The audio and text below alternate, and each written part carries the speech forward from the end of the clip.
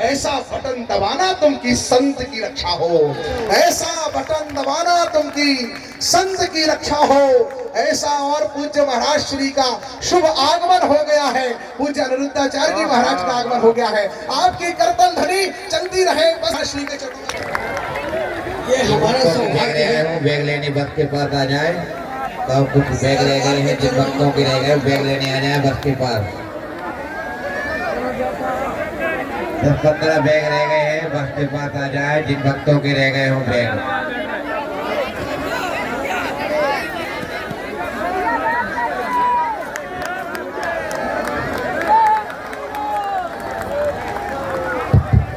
सीताराम।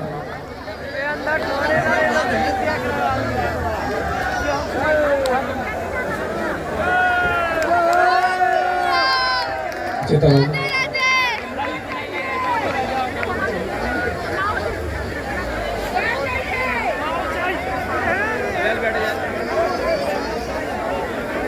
ऋषि शुक्ला जी, ऋषि शुक्ला जी यहाँ योग मंच के पास मंच के पास ना आए कोई भी।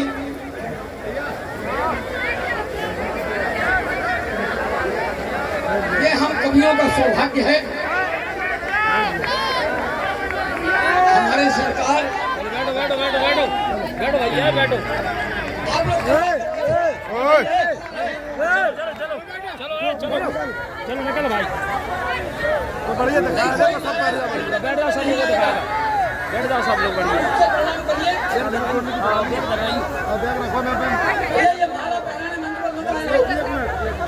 अरे देख लो ना तो बनाना।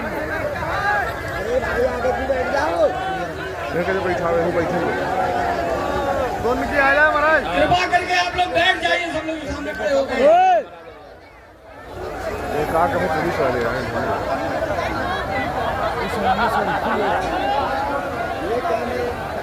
सब बैठ जाए।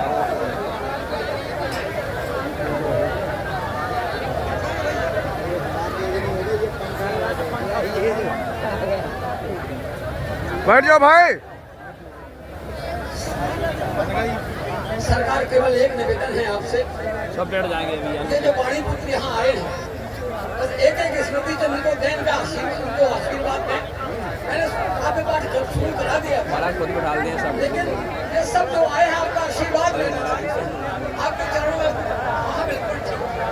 आपको भी अभी अलग बेल बना ले बैठन तो सब बैठते हैं, इनके वहाँ बन कहाँ पा रही। बना नहीं ना, आप बना ले तो महाराज जी का जो आदेश है, दिन में रोके बैठन। हमारे सरकार का जो आदेश है, उनके आदेशों पर ही मैं सदैव चला हूँ। और जब तक मेरा जीवन है आपके चरणों में समर्पित है सरकार, मैं प्रणाम करता हूँ परम पूज्य अनिरुद्धाचार्य जी के चरणों में। हम कवियों को आपका आशीर्वचन चाहिए, आपके दो शब्द। बैठ जाओ भैया, बैठ जाओ यार। अरे तो बैठ तो जाओ। करेंगे पहले आपके चरणों में प्रणाम करता हूँ, कवियों के लिए दो शब्द कहने के लिए। बैठ तो जाओ। हाँ मालक, अरे बैठ जाओ महाराज। भैया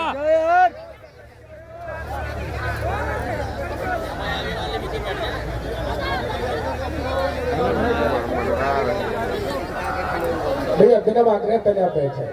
जो हमारे पत्रकार बंधु हैं, जो हमारे सोशल मीडिया की टीम है, उनसे बिना मांग रहे हैं आप अपने स्थान पर विराजमान हो जाए, इससे कि जो पीछे जो भक्त बैठे हैं तो काफी समय से इंतजार कर रहे हैं गुरुदेव भगवान के दर्शन के लिए, उनको अच्छे से दर्शन हो पाए। प्लीज बैठ जाए भैया, प्लीज बैठ जाए।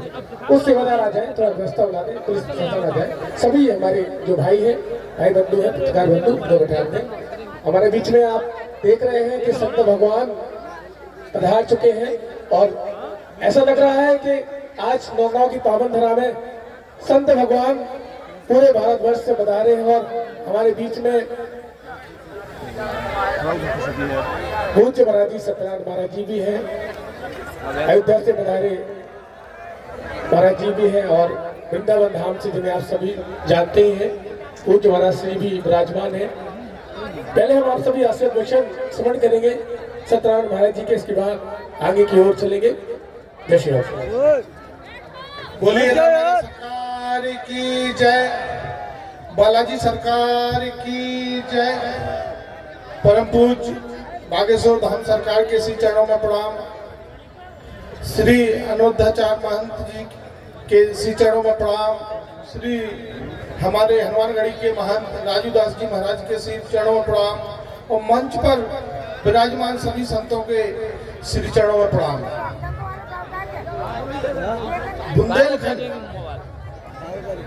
बुंदेलखंड वो भूमि है जहां से हमेशा क्रांति उठी है।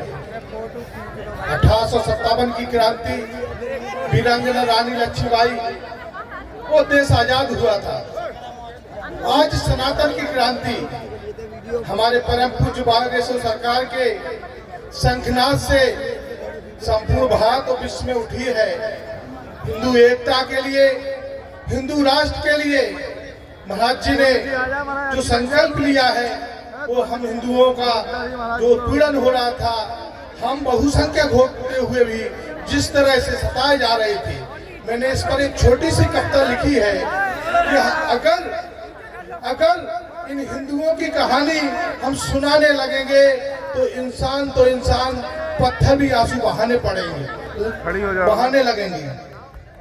क्या हमारे देश में ही हमारी बहन बेटियों के साथ लफ्ज़-ए-हाल होता है, हिंदुओं को काटा जाता है, हमारी धार्मिक नेताओं पर पत्थर बरसाए जाते हैं, हम इतना सहते हैं।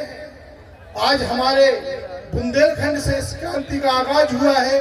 हमारे परम पूज्य सरकार ने हिंदू एकता के लिए शंखनाद किया है।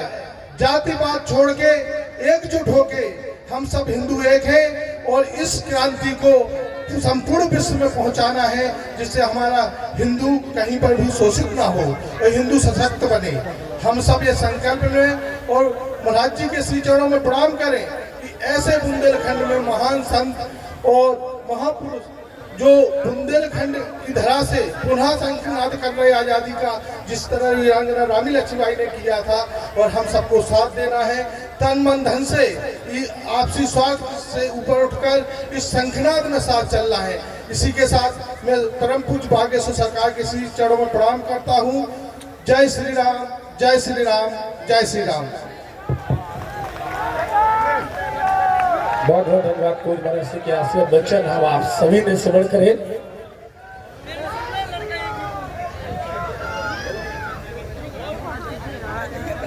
हमारे बीच में आज सनातन हिंदू एकता पद यात्रा का आज द्वितीय पड़ाव जो है आज विराम हुआ। नौगांव की पावन धरा में हम आप सभी शांति कॉलेज में विराजमान है और पूरे भारत से हर जगह से संत भगवान गुरुदेव भगवान के साथ आ रहे हैं सनातन हिंदू एकता पद यात्रा में।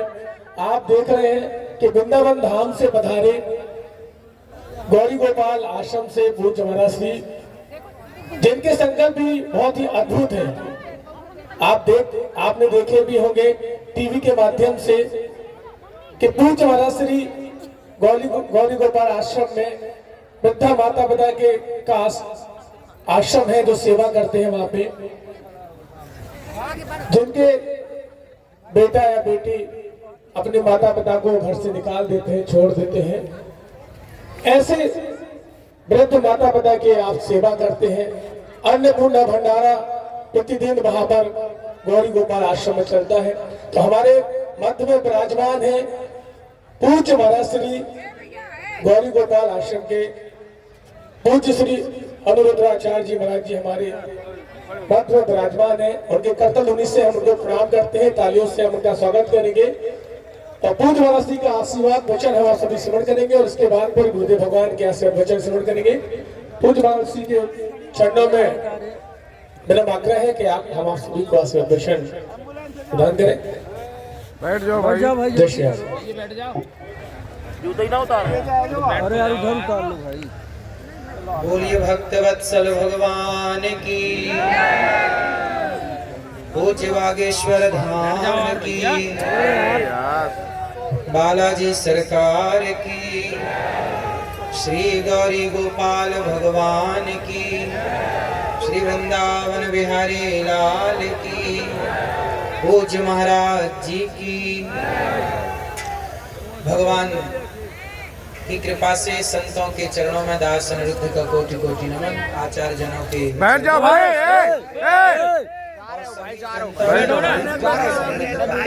प्रणाम नमस्कार सबको। जय श्रीमन नारायण, जय श्री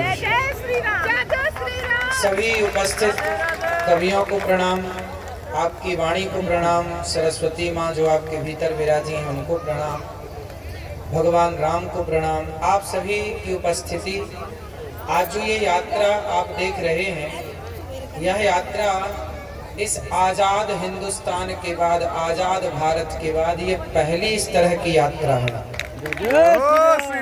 आज़ाद भारत 1947 में जब हम आज़ाद हुए, उसके बाद इस तरह की ये पहली इस तरह की यात्रा है कि सड़कों में इस तरह से भगवा झंडा हम सब देख पा रहे हैं एक साथ। इतने सनातनियों को एक साथ देख पा रहे हैं। देखिए, अभी तक हम लोगों ने सुना था कि हिंदू सो रहा है। अभी तक हम लोग सुनते आए हैं कि हिंदू सो रहा है, कब जागेगा कब जागेगा। लेकिन अब हमें लग रहा है कि हिंदू अब नहीं सो रहा है, अब हिंदू देखो जाग रहा है। जाग के सड़कों में आकर के अपने अधिकार की बात कह रहा है। अभी तक क्या हुआ कि हम लोग अपने अधिकार की बातें कह ना पाए, अपने अधिकार की लड़ाई लड़ ना पाए। हम बटे थे और इस बंटवारे में आपको पता है हम कितने वर्षों तक गुलाम रहे अंग्रेजों के और मुगलों के। कितने वर्षों तक गुलाम रहे? 500 साल तो मुगलों की गुलामी की, 200 साल अंग्रेजों की गुलामी की, टोटल हम 700 साल तक बटे रहे और गुलाम रहे। जानते हो क्यों गुलाम रहे?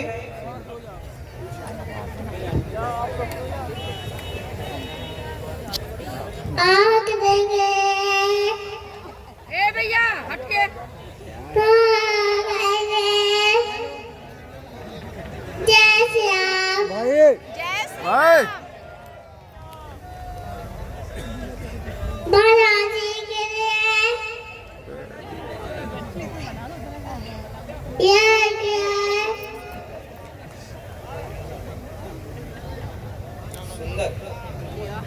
सुंदर 700 सालों तक हम गुलाम क्यों रहे? अंग्रेजों ने क्या नारा दिया था? फूट डालो शासन करो, फूट डालो, जोर से फूट डालो शासन करो। ये नारा किसने दिया? अंग्रेजों ने। अंग्रेजों ने दिया। हम सबके बीच में फूट डाली। क्या फूट डाली? हम लोगों को आपस में लड़ाया। जय श्री राम। जय श्री राम। बच्चे को बैठा। तो हम फूट डालो शासन करो की राजनीति पे उलझे रहे, हम आपस में लड़ते रहे। हमने आपको पहले भी बताया है, पूज्य महाराज जी के द्वारा जो कन्याओं का विवाह हर वर्ष होता है, उस कन्याओं के विवाह में जब हम 2 वर्ष पहले पिछले वर्ष जब आए थे, तो महाराज जी के सामने ही, महाराज जी के साथ ही ये दास अनिरुद्ध ने कहा था, आपको याद होगा, हम कितने भाई हैं? 4 भाई हैं, ब्राह्मण, क्षत्रिय, वैश्य और।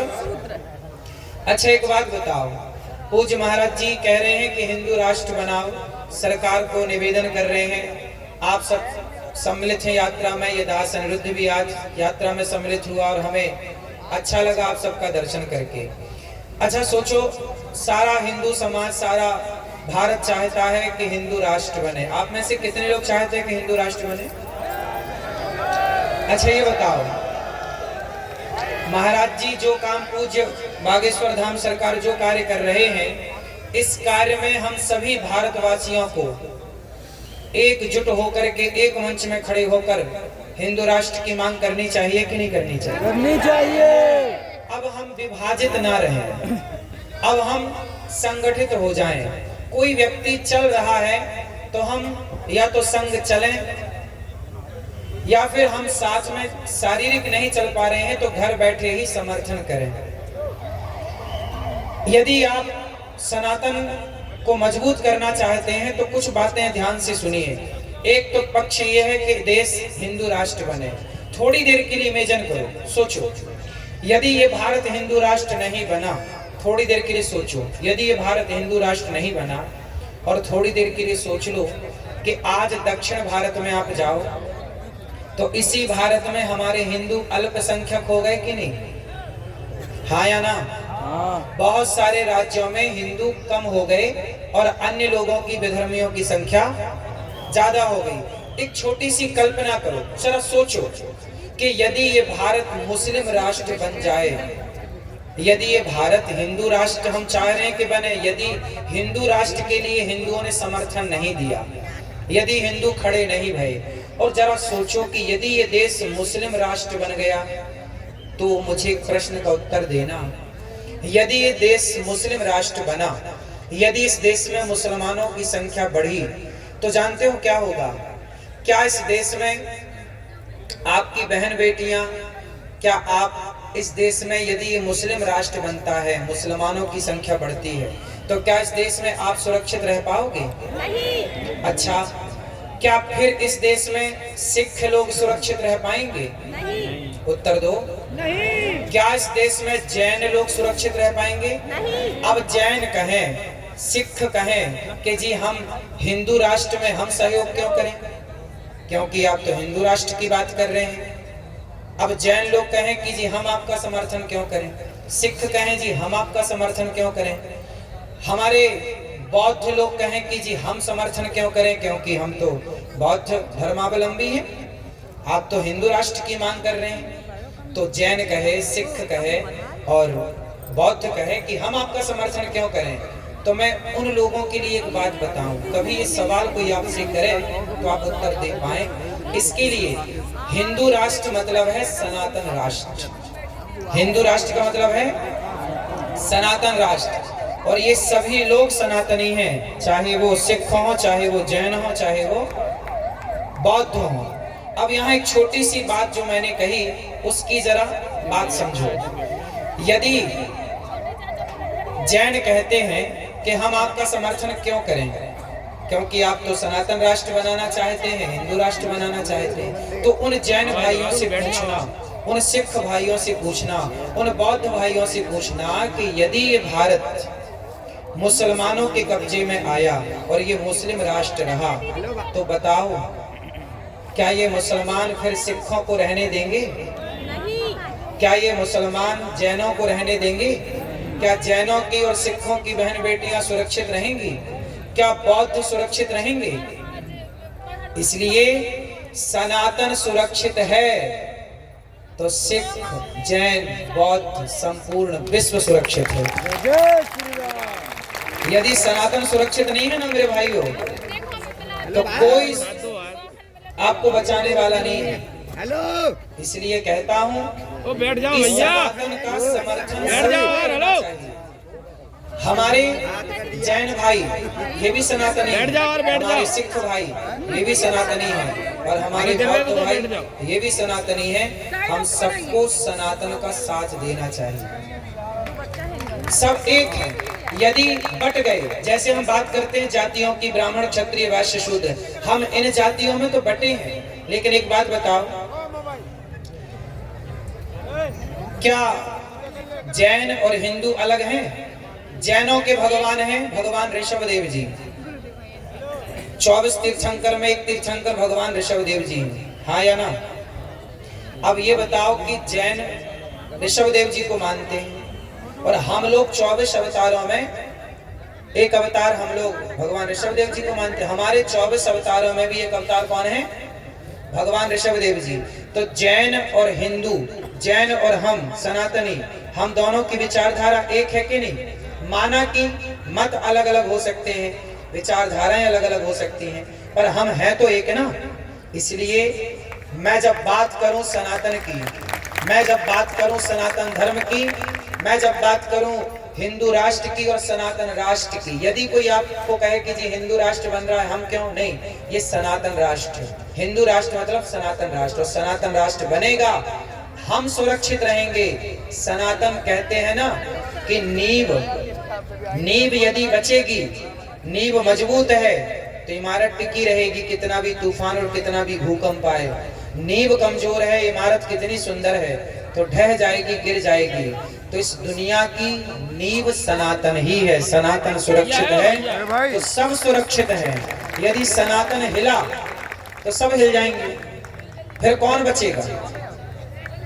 सवाल पूछिएगा आप कि क्या मुसलमान बाहुल्य यदि ये राष्ट्र हुआ तो क्या रहने देंगे वो किसी को?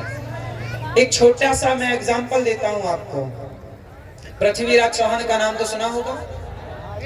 पृथ्वीराज चौहान इतने बढ़िया राजा थे, इतने अच्छे योद्धा थे कि उन्होंने मोहम्मद गौरी को कई बार पराजित किया। इतिहास पढ़ा होगा आप लोगों ने। लेकिन क्या हुआ, जब पृथ्वीराज चौहान का विवाह हुआ संयोक्ता के साथ, तो संयोक्ता के पिता थे, जानते हो संयोक्ता के पिता का नाम क्या था? जयचंद। जयचंद को ना गुस्सा आई कि मेरी बेटी से इसने ब्याह क्यों कर लिया। देखिए, आपस का द्वेष, आपस की नफरत, यदि हम आपस में लड़ बैठेंगे तो देश को कौन संभालेगा? कोई भी बाहर वाला अपने घर से हमें निकालेगा। दीवानों जरा होश करो मेरे देश प्रेमियों, आपस में प्रेम करो देश प्रेमियों। देखो जरा, पृथ्वीराज चौहान इतने अच्छे राजा थे। मोहम्मद गौरी भारत का दुश्मन था, उसको पराजित भी किया, लेकिन जयचंद ने जाकर के मोहम्मद गौरी से हाथ मिला लिया और मोहम्मद गौरी से बोला कि एक काम करो, हमारी सेना और तुम्हारी सेना मिल करके अपन पृथ्वीराज को हराते हैं। लेकिन शर्त रखा जयचंद ने कि एक काम करना कि आप दिल्ली के, आप सारा खजाना तो आप ले जाना, सोना पृथ्वीराज का तुम लूट लेना, लेकिन दिल्ली की जो गद्दी है वो मुझे दे देना। तो मोहम्मद गौरी बोला ठीक है, क्या दिक्कत है? अब मोहम्मद गौरी की सेना हो गई ज्यादा, उसका बल हो गया ज्यादा, क्योंकि जयचंद ने साथ दे दिया।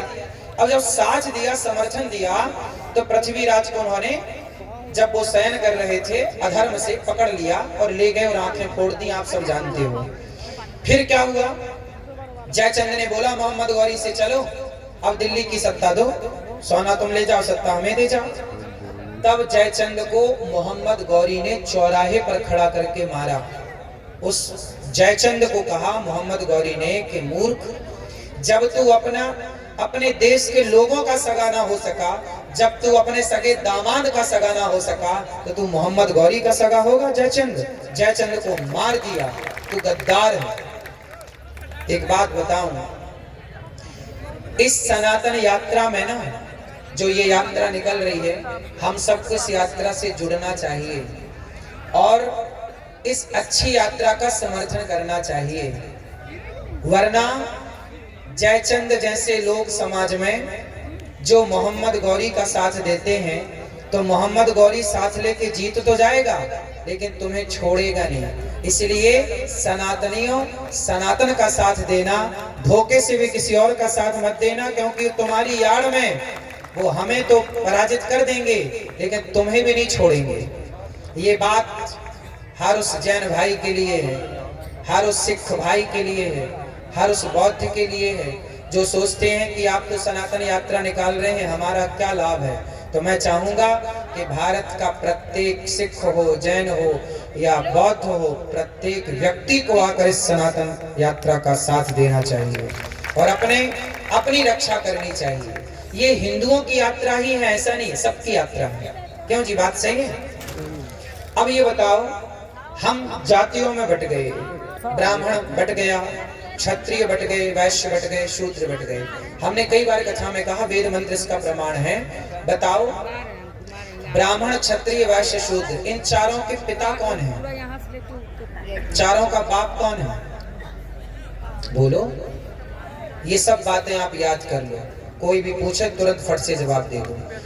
ब्राह्मणोस्य मुखमासीद बाहु राजन्यः पितः ऊरु तदस जद वैश्यः पद्भ्यां शूद्रो अजायत। ये वेद वाक्य है। वेद वाक्य, वेद कहते हैं कि ब्राह्मण भगवान के मुख से प्रकट हुआ, क्षत्रिय भगवान की भुजा से प्रकट हुआ, वैश्य भगवान की जंघाओं से प्रकट हुआ, शूद्र भगवान के चरणों से प्रकट हुआ। तो बताओ, चारों का बाप एक है कि नहीं? एक भगवान से तो चारों पैदा भरे। जब तुम्हारा बाप एक है तो तुम झगड़ा किस बात का कर रहे हो? तो चारों का बाप एक है तो झगड़ा किसका है? क्यों जी? इसलिए हमारे पिता एक हैं, भगवान नारायण सबके पिता, तो तुम 4 भाई हो, हमें कैसे रहना है यहाँ पर? भाई की तरह। ब्राह्मण हमारा भाई है, क्षत्रिय हमारा भाई, वैश्य और शूद्र हमारा भाई है। हमने कभी माता भगवान राम ने माता शबरी को गले लगाया कि नहीं? जूठे बेर खाए कि नहीं? निषाद को गले लगाया कि नहीं? जब हमारे भगवान शबरी और निषाद को गले लगाने में संकोच नहीं करते, तो हम अपने दलित वंचित भाइयों को, कोलभीर भाइयों को गले लगाने से क्यों शर्माएं? हम सबको गले लगाएंगे। तो सबको गले ही तो लगाना है।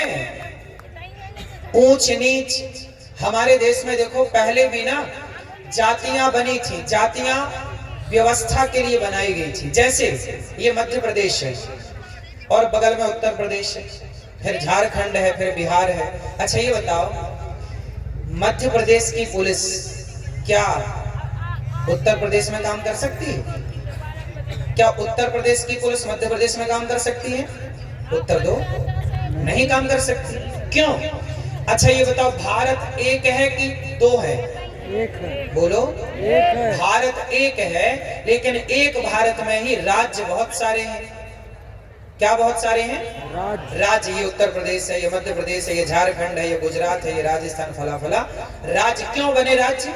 व्यवस्था के लिए, कि आप इस राज्य के हैं तो आपको ये व्यवस्था मिलेगी, यहाँ की सरकार संभालेगी। ये इतना बड़ा देश है ना, तो व्यवस्था बनानी पड़ेगी। जैसे मंच की व्यवस्था ये लोग बना रहे हैं, वहाँ की व्यवस्था कोई और बना रहा है, यात्रा में साउंड की व्यवस्था कोई कर रहा है, लाइट की व्यवस्था कोई कर रहा है, आपके भोजन की व्यवस्था कोई कर रहा है। सारा काम महाराज जी तो नहीं कर पाएंगे। महाराज जी ने व्यवस्था सौंप दी, भाई ये काम आपको करना है, ये काम आपको करना है, ये काम आपको करना है। हाँ या ना? आप भी जब बेटी का ब्याह करते हो तो काम सौंपते हो ना। उसी तरह हमारा इतना बड़ा देश था, हमारा इतना बड़ा सनातन धर्म था, तो हमारे ऋषि मुनियों ने व्यवस्था बनाई 4 भागों में। ब्राह्मण किसी का नाम नहीं है, ब्राह्मण कोई जाति नहीं है, ब्राह्मण की व्यवस्था है। ब्राह्मण की व्यवस्था क्या थी? वेद पढ़ना, वेद पढ़ाना, यज्ञ करना, यज्ञ कराना, दान लेना, दान देना। पहले के जमाने में बताओ, राम जी पढ़ने कहाँ गए? वशिष्ठ जी के यहाँ। कृष्ण पढ़ने कहाँ गए? सांदीपनि जी के यहाँ, गुरुकुल में।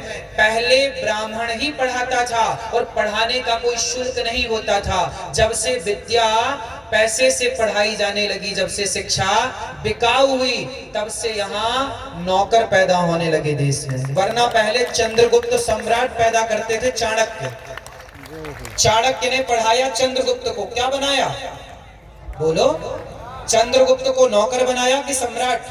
हाँ, जब पहले चाणक्य ने क्या चंद्रगुप्त को पढ़ाने की कोई फीस ली? बोलो, नहीं ली ना, कोई फीस नहीं ली। तो चंद्रगुप्त को पढ़ाकर चाणक्य ने सम्राट बनाया। पहले वशिष्ठ जी ने पढ़ाए राम को, तो सम्राट बना के बिठा दिया। कृष्ण जी को पढ़ाए पंडित जी ब्राह्मण सांदीपनि ने, सम्राट बना के बिठा दिया। पहले की शिक्षा बिकाऊ नहीं थी, पहले ब्राह्मण पढ़ता था और शिष्य को निस्वार्थ भाव से पढ़ाता था। सुनो, गुरु द्रोणाचार्य का नाम तो सुना होगा। ये बताओ, गुरु द्रोणाचार्य के बेटे का नाम क्या था? अश्वत्थामा। खुद का बेटा था ना, लेकिन अर्जुन, अब बताना, समझना, अर्जुन ज्यादा बड़े धनुर्धर थे कि अश्वत्थामा बड़ा धनुर्धर था? जोर से, क्यों? यदि अर्जुन को पढ़ा सकते हैं गुरु द्रोणाचार्य, तो खुद के बेटे को भी तो पढ़ा सकते थे ना। अर्जुन को इतना बड़ा योद्धा बना सकते थे, तो खुद के बेटे को भी तो बना सकते थे ना। क्यों नहीं बनाए? बताओ। क्योंकि जो ब्राह्मण था ना, ब्राह्मण जो होता है वो पढ़ाता है, तो वो ये देख कर पढ़ाता है कि ये विद्या का प्रयोग कहाँ करेगा, ये पढ़ने योग्य है या नहीं, ये विद्या का सदुपयोग करेगा कि दुरुपयोग करेगा। उनको समझ आ गया कि मेरा बेटा मेरी विद्या का मिसयूज कर सकता है, इसलिए कुछ विद्याएं उन्होंने अपने पुत्र को ना दे करके अर्जुन को योग्य मान करके अर्जुन को पढ़ाया। ये पहले का ब्राह्मण था। ब्राह्मण निस्वार्थ पढ़ाएगा, ब्राह्मण का काम था पढ़ाना और कोई फीस नहीं लेना, ये काम था ब्राह्मण का। इसलिए गौरी गोपाल गुरुकुल में 150 बच्चे पढ़ रहे हैं, कोई फीस नहीं लगती उन बच्चों की। ये दास अनिरुद्ध उनकी सेवा करता है पढ़ाने लिखाने की। आज भी वो गुरुकुल परंपरा जिंदा है। बैठो यार। तो ब्राह्मण का काम पढ़ाना था, ब्राह्मण एक व्यवस्था थी। क्षत्रिय क्या था? तलवार उठाओ चलो और राज्य की सीमा की रक्षा करो, देश की रक्षा करो। क्षत्रिय व्यवस्था थी जो तलवार उठाए। वैश्य जाओ पैसे कमा के लाओ, देश को मजबूत करो, पैसा कमाओ। शूद्र की व्यवस्था थी कि तुम सबके साथ, जैसे लोहार तलवार, पृथ्वीराज चौहान के पास जो तलवार थी वो तलवार किसने बनाई थी? महाराणा प्रताप के पास तलवार थी, झांसी की रानी के पास तलवार थी। तो क्या झांसी की रानी खुद ने तलवार बनाई थी? कोई लोहार ही तो बनाया होगा, नहीं बनाया होगा। तो जितना बड़ा योगदान झांसी की रानी का है तलवार चलाने में, तो क्या उस लोहार का नहीं है तलवार बनाने में? इसलिए हम लोग संगठित तो शुरू से थे। नेताओं ने जातवाद का जहर घोल के हमसे आपको अलग कर दिया, आपसे आपको अलग कर दिया, आपसे आपको अलग कर दिया, और हम बढ़ते गए अपने अधिकार के लिए। देखो ये रात के 12 बजे सभा करनी पड़ रही है कि हम एक हैं। केवल ये बताने के लिए रात के 12 बजे खड़ा होना पड़ रहा है कि भैया तुम एक थे, एक हो, एक ही रहोगे। लेकिन फिर भी इस देश में आज भी जातियों के नाम पे लोग बढ़ रहे हैं। ब्राह्मणिक व्यवस्था है बेटा, क्षत्रिय की व्यवस्था है, वैश्य की व्यवस्था है, और शूद्र हम सबके साथ सदा से खड़ा रहा। तो जो शूद्र हमें, हमारा मोची भाई हमें चप्पल जूता बना के देता था, तलवार बना के देता था, कुम्हार के बनाए घड़े से ही हम पानी पीते चले आए हैं सदियों से। अब बताओ, जब बच्चा पैदा होता था ना, सुनो, तुम्हारे बाप दादे जब पैदा हो गए थे ना, तो गांव में एक ताई हुआ करती थी। वो ताई जो अनपढ़ थी लेकिन आज के डॉक्टरों से बढ़िया थी, नहीं थी। बच्चा घूम जाए तो ऑपरेशन ही करती थी, पेट में घुमा के ठीक कर देती थी। इतनी बड़ी ज्ञानी थी वो, नहीं थी। उसे आज डॉक्टर नहीं मानते, आजकल वो डॉक्टर के लेवल पे नहीं आती, आजकल लोगों ने उसको हटा दिया। लेकिन वो ताई वर्षों से, आज तो चलो 70 साल से हम देख रहे हैं हॉस्पिटल, आज के 70 साल पहले तो सब गाँव में ना नॉर्मल डिलीवरियां होती थी। और वो ताई आती थी नरा काटने, तुम्हारे बाप दादों का नरा उसी ताई ने काटा, और मुंह में हाथ डाल के गंदगी निकाल के वही नहलाती थी। जब तक कहते हैं वो ताई स्नान नहीं कराती थी तब तक बच्चा शुद्ध नहीं होता था। तो जिसके स्पर्श करने से, जिसके छूने से तुम्हारी संतान शुद्ध होती है, वो ताई भला अशुद्ध कैसे हो सकती है? वो ताई भला अछूत कैसे हो सकती है? हैं? वो अछूत हो सकती है? इसलिए ये जो छुआछूत की भावना है, ये छुआछूत की भावना हम मिटाएं। और देखो, हम बात नहीं कर रहे हैं कि नहीं जी छुआछूत नहीं होनी चाहिए। मैं केवल यहाँ भाषण देने नहीं आया। गौरी गोपाल आश्रम आना, पूज्य महाराज जी के चरण पड़े हैं। गौरी गोपाल आश्रम में माताएं रहती हैं 290। वो ब्राह्मण माँ भी है वहाँ, क्षत्रिय माँ भी वहाँ, वैश्य माँ भी वहाँ, शूद्र माँ। मैंने आज तक किसी माता से जात नहीं पूछी, सभी माँओं के पांव दबाता हूँ एक साथ। तो मैं केवल छुआछूत मिटाओ केवल कह नहीं रहा हूँ। गौरी गोपाल में वर्षों से चल रहा है, मैं छुआछूत नहीं मानता। देखो ना, गौरी गोपाल में सब माँ के पांव दबाता हूँ। गौरी गोपाल में एक रसोई चलती है, पूज्य महाराज जी भी देखो रसोई चला रहे हैं। यहाँ इतने लोग भोजन कर रहे हैं, अब इतने लोगों को यहाँ भोजन मिल रहा है। क्या महाराज जी ने किसी से जात पूछी कि भैया तुम्हारी जात क्या है? नहीं, ऐसी गौरी गोपाल में रसोई चलती है अखंड, कोई जात पात नहीं, सब आओ खाओ। जब जात पात की दीवारें हमने गिरा दी तो आप बताओ आप कब गिराओगे, कब मिलजुल करके रहोगे? महाराज जी ने तो गिरा दी ये दीवारें। जातियों को व्यवस्था के रूप में स्वीकार करना है, छुआछूत के रूप में स्वीकार नहीं करना। ये एक व्यवस्था थी। आप कितने लोग बात से सहमत हैं कि ये व्यवस्था थी? ये ऊंच नीच छुआछूत मैंने तो कभी अपने पूरे जीवन में, मैंने सबके साथ मैं बैठता हूँ, मैं आपके साथ बैठता हूँ, आपके साथ बैठता हूँ, मैं कभी जात पूछ के नहीं बैठता कि भैया तेरी जात क्या है। सबको गले लगाने में बुराई क्या है? राह में आए जो दीन दुखी सबको गले से लगाते, और प्रेम की गंगा। तो भैया ये बताओ, आज से 23 घंटे आप काम करो परिवार के लिए, पैसे कमाओ बिंदास, खूब पैसा कमाना चाहिए। पैसा कमाओगे ना तो ताकत होगी। पैसा है ना तो आपसे लोग राम राम करते हैं, पैसा नहीं है तो लोग राम राम भी। इसलिए आपके पास पैसा होना चाहिए मेरे दोस्तों, खूब पैसा कमाना। लेकिन एक छोटी सी बात याद रखना, 23 घंटे काम करना, पत्नी को समय देना, पति को समय देना, बच्चों को समय देना, माँ को, पिता को, समाज को, दोस्तों को समय देना। 23 घंटे खूब व्यापार को समय दो, बिजनेस को समय दो, काम को समय दो। 23 घंटे खूब काम करो, परिवार व्यापार संभालो, पर 1 घंटा निकालो कि उस 1 घंटे में जाकर के उन गांव के, उन जंगलों के दलितों के पास, वंचितों के पास, शोषितों के पास जाकर बैठोगे और धर्म की बात करोगे ताकि वो धर्मांतरण ना कर लें। आप बताइए आज हमारे देश में क्या धर्मांतरण नहीं हो रहा है? क्यों हो रहा है? क्योंकि हम लोग उन लोगों से मिलना जुलना छोड़ दिए जो गांव के ना जंगल के कोल भील हैं, आदिवासी हैं, उन लोगों से हम लोग मिलते नहीं। उनको कोई आटा की जरूरत है, दाल की जरूरत है, बेटी का ब्याह नहीं हो पा रहा है, तो भैया आप सबसे प्रार्थना है तुम गांव के लोग थोड़ा पैसा इकट्ठा कर लो, चंदा, और वो गरीब है तो उसकी बेटी का ब्याह करा दो। खाने को रोटी नहीं है, थोड़ा आटा की व्यवस्था करा दो, थोड़ा चावल की व्यवस्था कर दो। यदि तुम हिंदुओं के साथ खड़े रहे ना तो क्या मजाल के हिंदुओं को कोई बरगला के ले जाए अपने धर्म की ओर। यदि आपने साथ दिया तो किसी आज पादरी आता है और जाके हिंदुओं का धर्मांतरण करा देता है। जहां मंदिर थे वहां आज वो बन गई क्रॉस, क्या बोलते हैं उसको, चर्च बन गई। क्यों बन गई भैया? आज हम लोगों ने जाना आना छोड़ दिया, मिलना जुलना छोड़ दिया। सारा समय हम मोबाइल पर रहते हैं, रील पर रहते हैं, फेसबुक, व्हाट्सएप, इंस्टाग्राम पर रहते हैं। भैया समझो, ये महाराज जी पैदल चल रहे हैं, छाले पड़ गए, देखिए क्यों चल रहे हैं। अभी मैंने के साथ चला लगभग 1-2 किलोमीटर जो भी चला, तो मैंने देखा कि महाराज जी कितने बढ़िया है कि दूर खड़ी कोई बहन ना, दूर खड़ा कोई दादा, दूर खड़ा कोई बच्चा, उसे भी ये देख लेते हैं, बुला लेते हैं, आओ यहाँ आओ। जो लोग इनसे नहीं मिल सकते थे इस यात्रा में, जैसे भगवान राम राजा बनने के पहले 14 साल वनवास गए और वनवास में शबरी तक पहुंच गए, निषाद तक पहुंच गए और बंदर भालुओं तक पहुंच गए, तब जाके राम जी राजा बने। ऐसे महाराज जी निकल करके सब तक पहुंच रहे हैं कि कोई न छूटे। ये एक अच्छा संकेत है। जय श्री राम। ये एक अच्छा, बोलो जय श्री राम। अच्छा संकेत है। ऐसा ही होना चाहिए।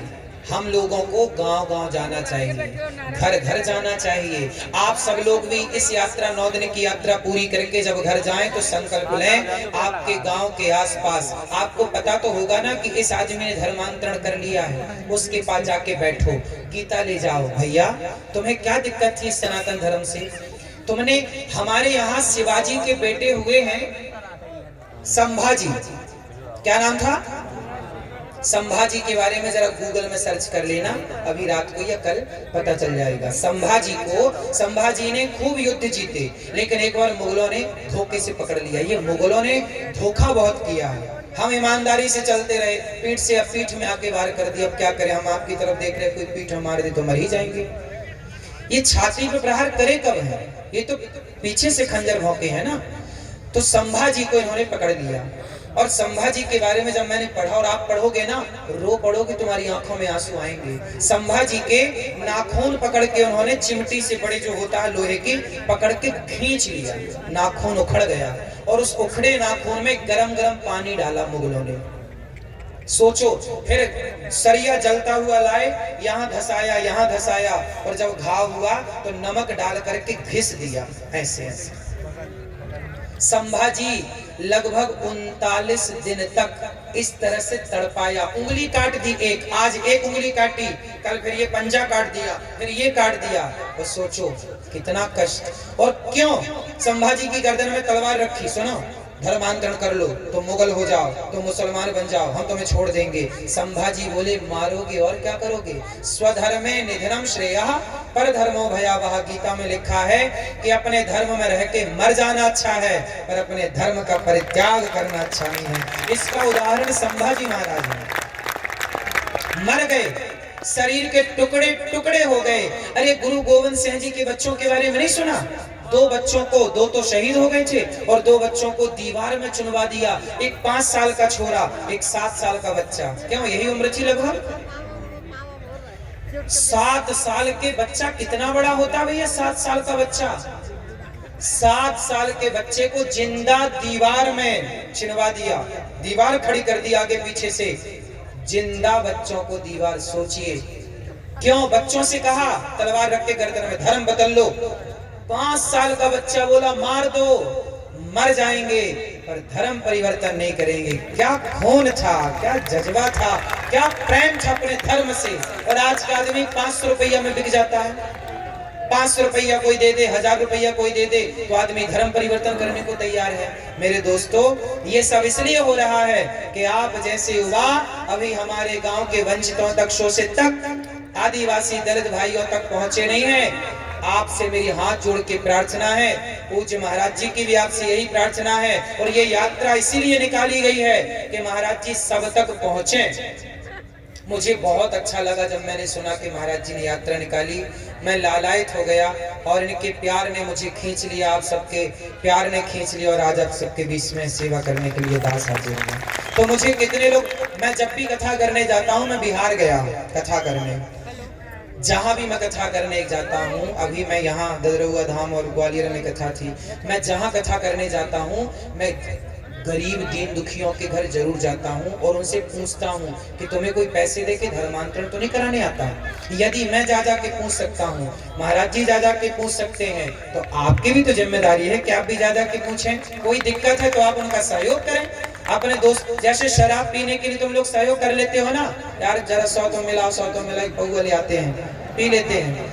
यदि शराब के लिए तुम सहयोग कर सकते हो, तो किसी हिंदू ने जो धर्मांतरण कर लिया है, यदि तुम्हारे 1000-2000 की मदद कर देने से वो घर वापसी कर रहा है, तो भैया मदद करना सही है कि गलत है? तो कितने लोग आज से ये मुहिम भी चलाएंगे?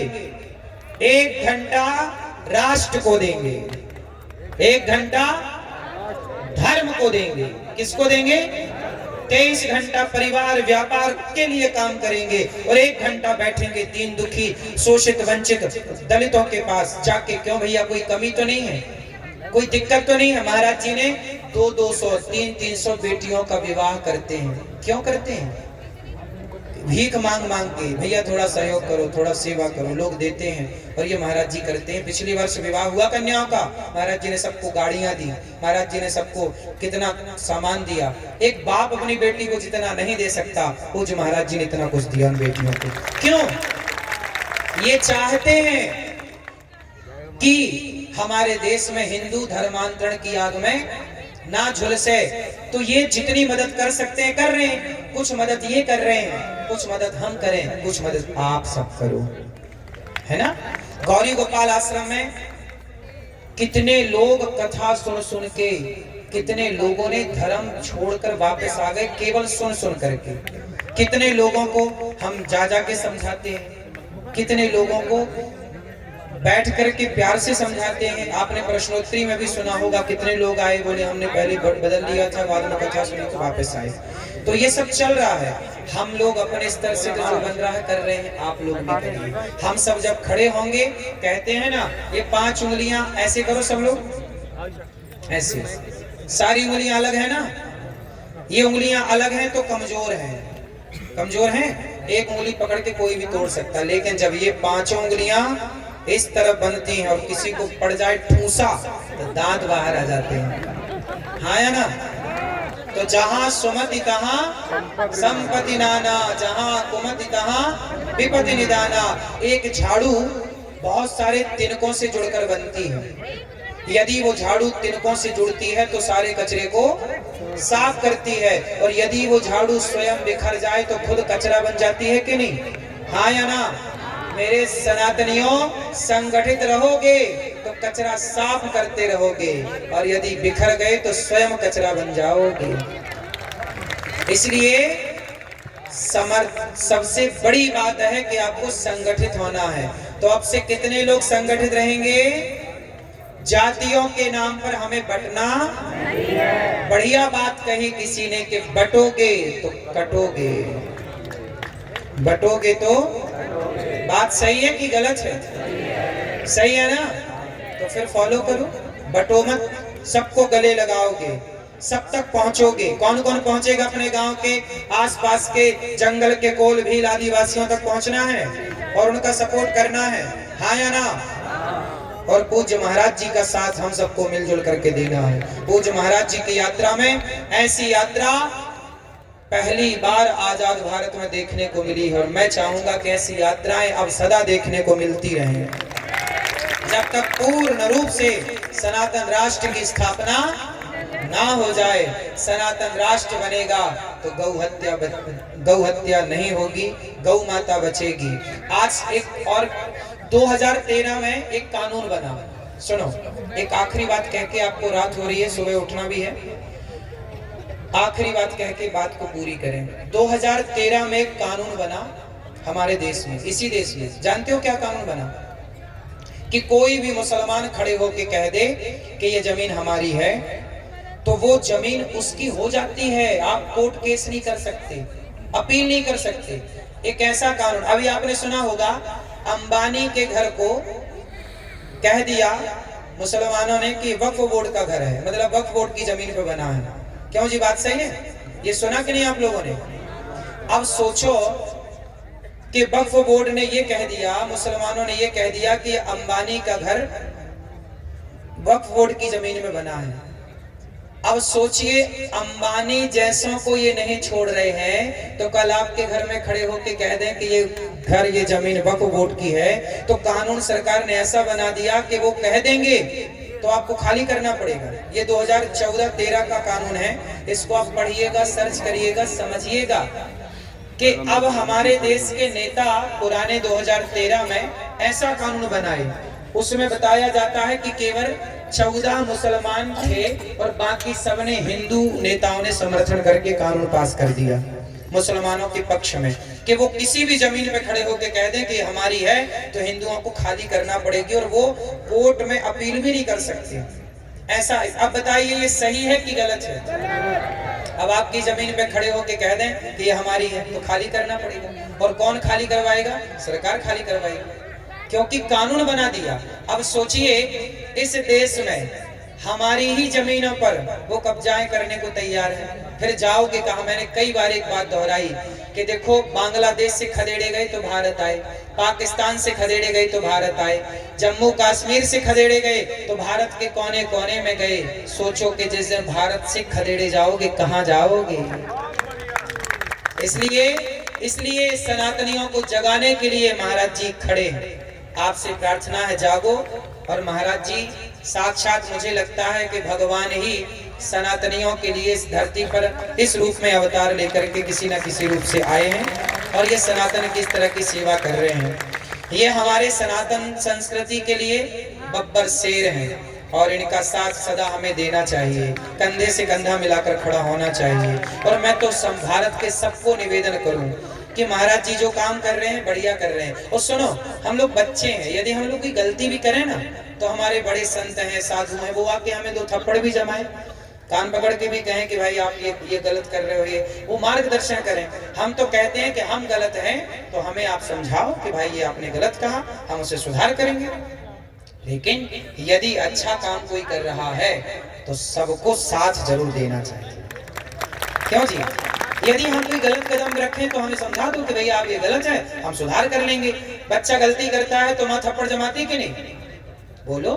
तो मैं भारत के तमाम साधु संतों से, तमाम बुद्धिजीवियों से, तमाम लोगों से प्रार्थना करूंगा कि इस यात्रा में आकर के अपना समर्थन दें और सनातन धर्म के लिए कंधे से कंधा मिलाकर चलने की जरूरत है, आगे बढ़ने की जरूरत है। तब एक अच्छे राष्ट्र का निर्माण होगा, तब एक अच्छे भारत का निर्माण होगा। बोलिए भारत माता की, भारत माता की, बागेश्वर धाम की, बागेश्वर धाम की, गौरी गोपाल भगवान की, गौरी गोपाल भगवान की।